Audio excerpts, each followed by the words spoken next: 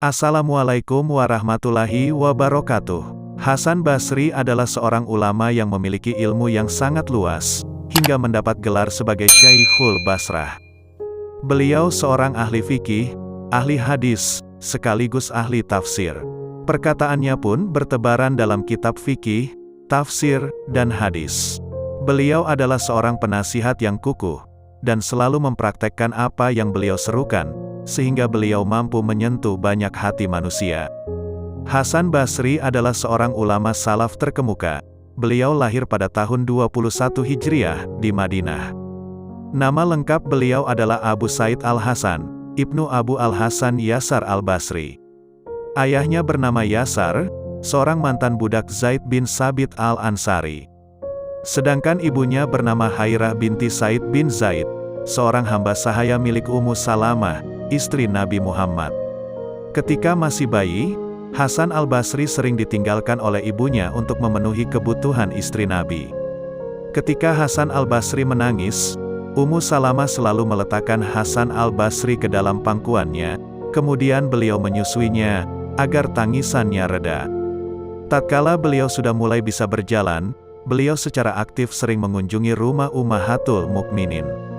Selain itu, beliau juga berguru kepada para sahabat Nabi Muhammad di Masjid Nabawi. Hal ini membuat beliau tumbuh dalam lingkungan keluarga yang saleh dengan tradisi keilmuan yang mengakar kuat. Diriwayatkan bahwa Hasan Al-Basri berguru langsung kepada Utsman bin Affan, Ali bin Abi Thalib, Abu Musa Asy'ari, Abdullah bin Umar, Abdullah bin Abbas, Anas bin Malik, Jabir bin Abdillah, dan lain sebagainya. Namun, orang yang paling sangat dikaguminya adalah Ali bin Abi Thalib, sehingga beliau berusaha meniru Ali bin Abi Thalib dalam hal ketakwaan, ketaatan beribadah, serta kefasihan bahasa. Namun pada usia 14 tahun, Hasan Al-Basri harus pindah beserta keluarganya ke kota Basrah, dan menetap di sana akibat pecahnya perang Siffin yang terjadi pada tahun 35 Hijriah.